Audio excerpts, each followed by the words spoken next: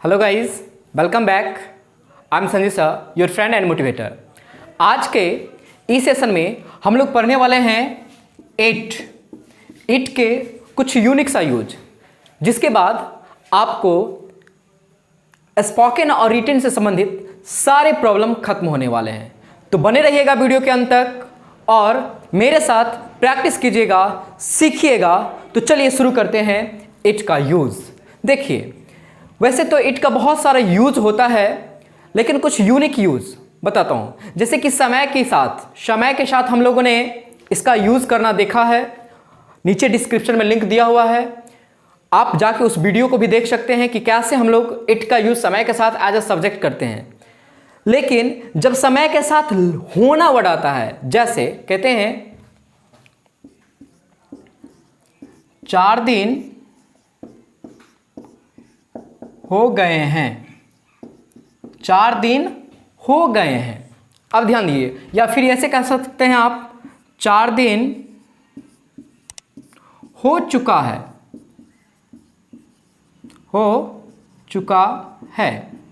तो इस तरह के सेंटेंस को कैसे बोलेंगे, हम कैसे यूज करेंगे इसको? तो ध्यान दीजिए, बड़ा ही सिंपल है। लिया है, दिया है, गया है, चुका है, चुकी है। हम लोग दिखाते हैं परफेक्ट टेंस में। किसमें दिखाते हैं? परफेक्ट टेंस में। चूंकि प्रेजेंट की बात हो रही है, इसलिए क्या आएगा? हैज आएगा। क्या आएगा? हैज। और हैज हैव के बाद आपको पता है कि हम लोग वर्ब का कौन सा फॉर्म रखते हैं? वर्ब का तीसरा फॉर्म रखते हैं। यहां पे वर्ब जो है होना रूप की क्रिया आ रही है, तो होने के लिए वर्ब यूज करते हैं बी, और बी का भी 3 फॉर्म्स यूज हो जाता है बिन। और चूंकि समय एक नेचुरल इवेंट है, इसलिए सब्जेक्ट किसका यूज करेंगे हम लोग? इट का यूज करेंगे। और 4 दिन के लिए कौन सा वर्ड यूज करेंगे? 4 days, है ना? तो हमारा सेंटेंस क्या बन गया? It has been 4 days। 4 दिन हो गए हैं, तो हम इसको क्या कहेंगे? It has been 4 days। अब मेरे साथ प्रैक्टिस कीजिए। कहते हैं 10 दिन हो गए हैं, क्या कहेंगे? It has been 10 days। 20 दिन हो गए हैं, इट हैज बीन 20 days। 1 माह हो गए हैं, इट हैज बीन 1 month। कहते हैं 1 साल हो गए हैं, क्या कहोगे? It has been 1 year।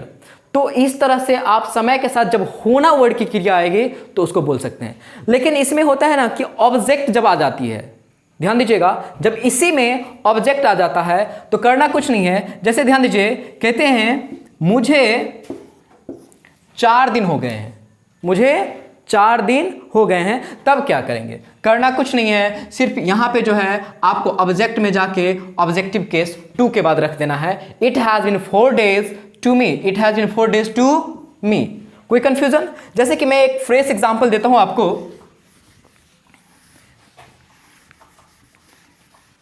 कहते हैं उसे 1 माह हो गया है, उसे 1 माह हो गया है। कितना समय हो गया उसको? 1 माह। समय के साथ होना वर्ड के आ रहा है, क्या यूज करेंगे हम लोग? सब्जेक्ट के रूप में किसका यूज करना है? इट। चूंकि गया है, लिया है, दिया है, परफेक्ट को दिखाता है, इसलिए यूज होगा हैज। होना भर की क्रिया V3 को लेकर आएंगे, बनेगा बीन। और ध्यान दीजिएगा, 1 माह के लिए क्या यूज करेंगे? 1 मंथ। और उसे ऑब्जेक्टिव केस में लेके आएगा, इसलिए इसको रख देंगे 2 के बाद him. It has been, sentence बन गया हमारा, it has been 1 month to him. अब इसको आप बदल सकते हैं, आपको 2 माह हो गए हैं, it has been 2 month to you. Sita को 4 साल हो गए हैं, it has been 4 year to Sita, है ना? तो इस तरह से आप इट का यूज समय के साथ होना वर्ड के साथ यूज कर सकते हैं। अब जब इसी सेंटेंस में हम वर्ब डालते हैं, जैसे कि देखिए, कहते हैं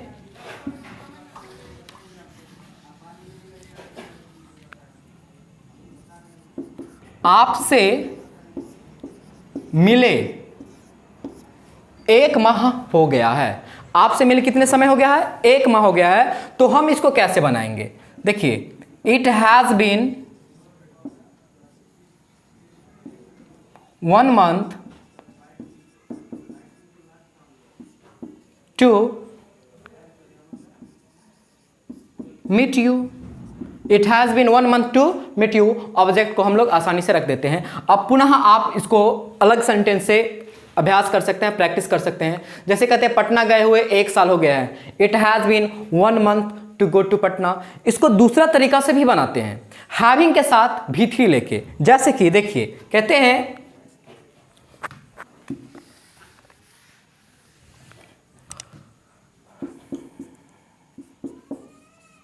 it has been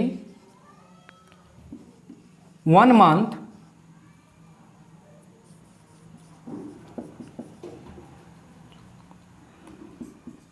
to me having met, और ऑब्जेक्ट के लिए किसका यूज करेंगे? यू। थोड़ा सा ध्यान रखना है, मिले हुए और मिलते हुए में अंतर है। मिले हुए पास्ट को दिखाता है और मिलते हुए कंटिन्यूअस को दिखाता है, तो दोनों में थोड़ा सा अंतर आ जाता है, आपको इसको समझना होगा। जैसे कहते हैं मुझे पढ़ते हुए 4 साल हो गए हैं, मुझे सीखते हुए 1 साल हो गए हैं, वहां पे कंटिन्यूअस टेंस को लेकर आएगा।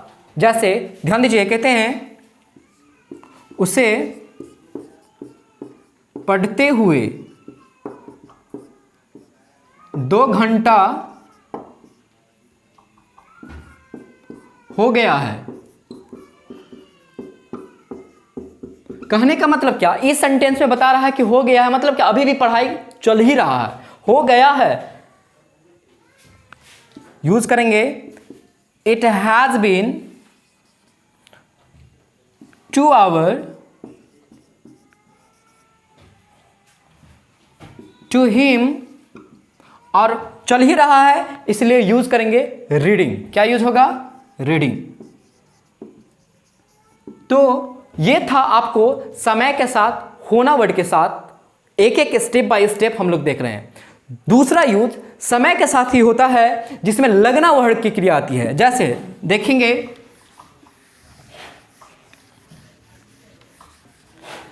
जैसे कोई काम करते हैं हम लोग तो कहते हैं ना कि भाई इतना समय लगेगा, 1 माह लगेगी, सिलेबस खत्म करने में 1 साल लगेंगे। इस तरह के जब सेंटेंस लगना वर्ड के साथ समय का वर्ड होता है वहां पर भी हम लोग इट का यूज करते हैं। जैसे कहते हैं 10 मिनट लगता है, 10 मिनट लगता है। अब 10 मिनट लगता है कैसे करेंगे? इसको सब्जेक्ट के रूप में हम लोग किसका यूज करेंगे? इट का यूज करेंगे।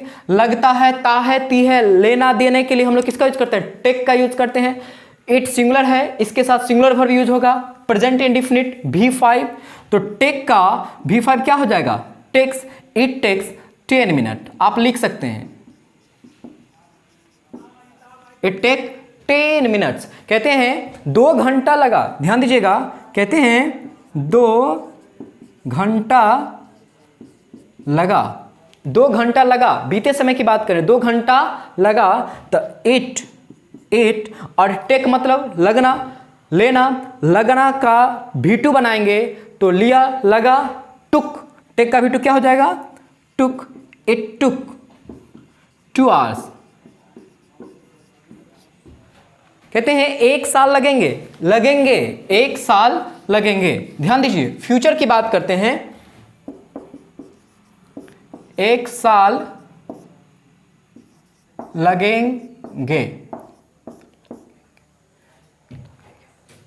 अब ध्यान दीजिएगा, 1 साल लगेंगे तो हम क्या यूज करेंगे? It will take, will model है के बाद V1, it will take 1 year. कोई कंफ्यूजन है इसको समझने में? अब इसमें भी हम लोग ऑब्जेक्ट डालते हैं, जैसे कहते हैं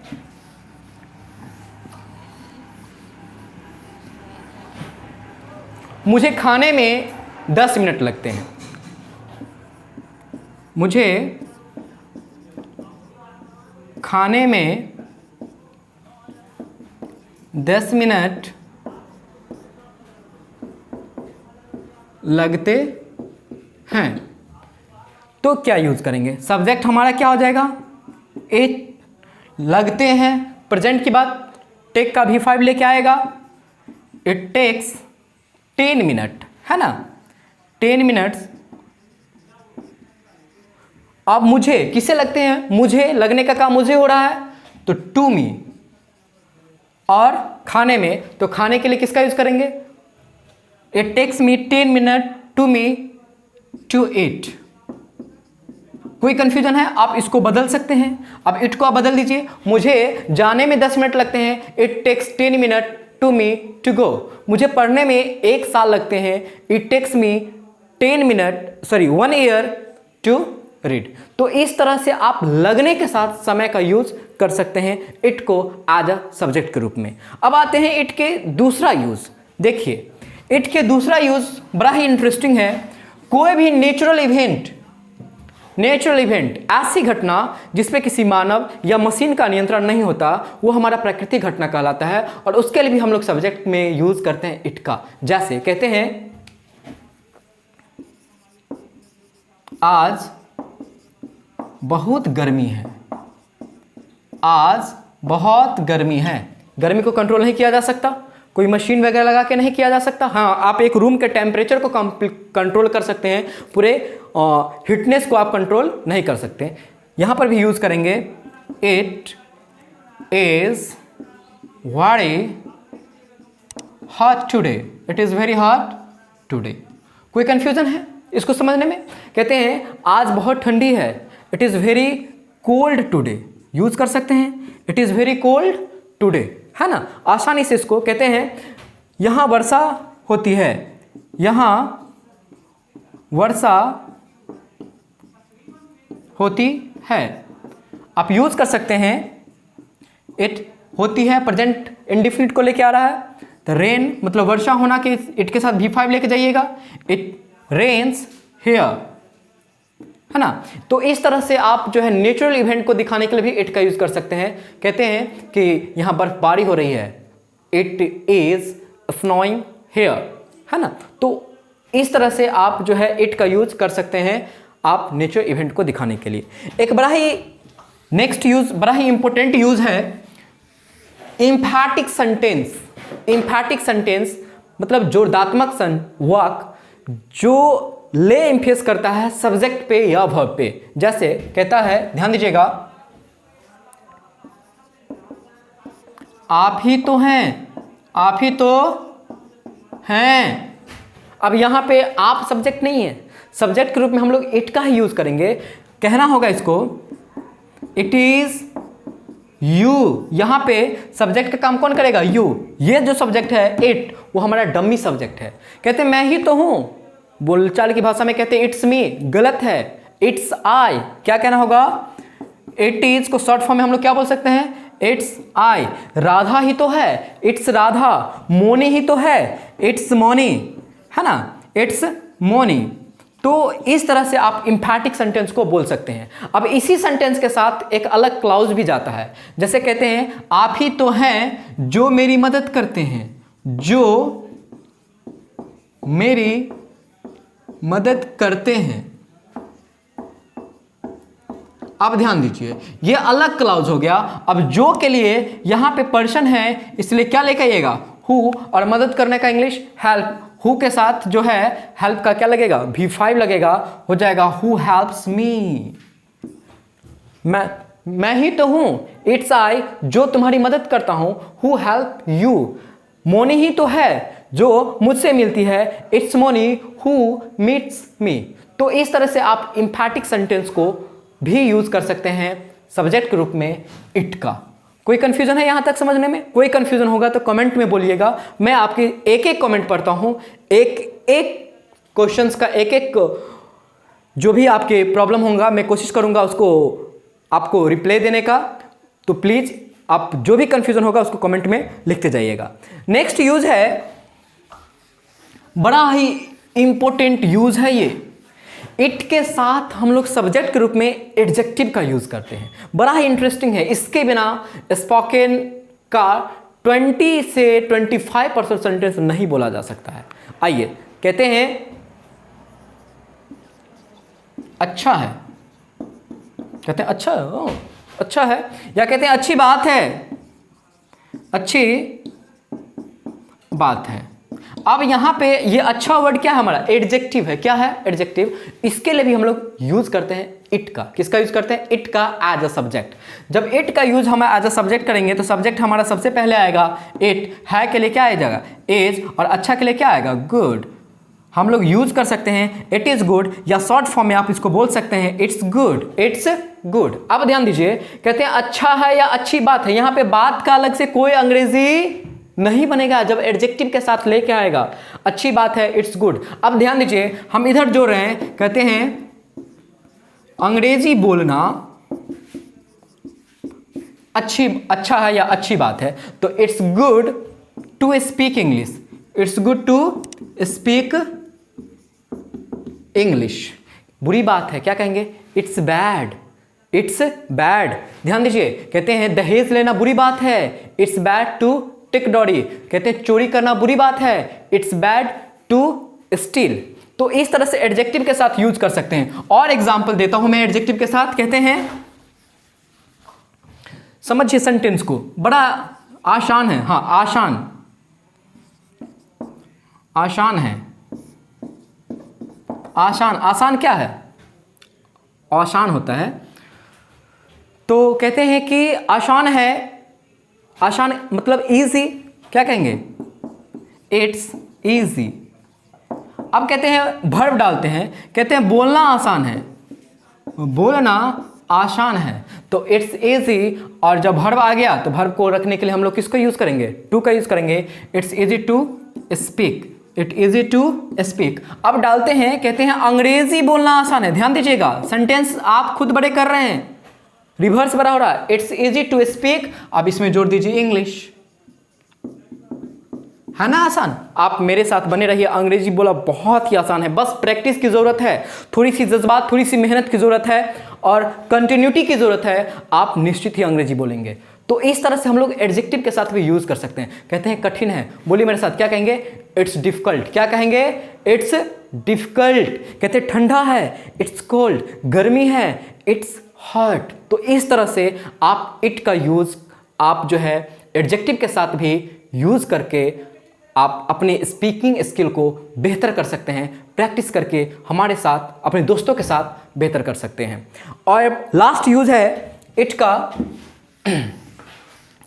पोसेसिव प्रोनाउन के साथ भी हम लोग सब्जेक्ट के रूप में इट का ही यूज करते हैं। जैसे कहते हैं यह आपकी गलती है, यह आपकी गलती है। क्या कहेंगे? यहां पर भी सब्जेक्ट के रूप में किसका यूज करेंगे? It is. और आपके लिए your mistake, mistake, it's your mistake. It is को हम लोग शॉर्ट फॉर्म में क्या कहेंगे? इट्स, क्या कहेंगे? It's your mistake. कहते हैं ये मेरा अधिकार है, इट्स माई राइट। ये उसकी पसंद है, इट हिज चॉइस। यह राधा की कलम है, इट्स राधाज पेन। यह मोनी की मोबाइल है, इट्स मोनीज मोबाइल। तो इसमें भी आप जो है इट का यूज एज अ सब्जेक्ट करते हैं। कोई कंफ्यूजन है इट का यूज समझने में? ध्यान दीजिए गाइस, इट का पहला यूज जो वीडियो है हमारा, ये इट का पार्ट 2 था। पार्ट 1 मैं पहले बना चुका हूं, आपको डिस्क्रिप्शन में लिंक मिल जाएगा। पार्ट 1 को जरूर देखिएगा, तो पार्ट 2 आपको पूरी तरह से और बेहतर तरीका से समझ में आएगा। तो उम्मीद करता हूं कि यह वीडियो आपको पसंद आया होगा। प्लीज इसे लाइक कर दीजिएगा। बहुत मेहनत लगता है वीडियो बनाने में, आपका कुछ नहीं जाता है लाइक करने में, लेकिन मेरा उत्साह बढ़ जाता है ना? तो लाइक कर दीजिएगा। और हाँ, अंग्रेजी अकेले नहीं सीखना है, दोस्तों के साथ शेयर कीजिए ताकि उसको भी अंग्रेजी सीखने में आप मदद कर सके। चैनल को सब्सक्राइब कर लीजिएगा, बेल आइकन दबा दीजिएगा। और हाँ, है ना वो प्यारा सा मेरा all in one shopping app, description में लिंक है, डाउनलोड करना मत भूलिएगा। Thanks for watching. Thanks for watching. Video को लाइक करते जाइएगा, कमेंट में अपना फरमाइश बताते जाइएगा और सब्सक्राइब करके बेल आइकन दबा दीजिएगा। दोस्तों के साथ शेयर करना मत भूलिएगा। इस वीडियो को फैलाइए, सभी दोस्तों को सिखाइए। अंत में कहेंगे धन्यवाद।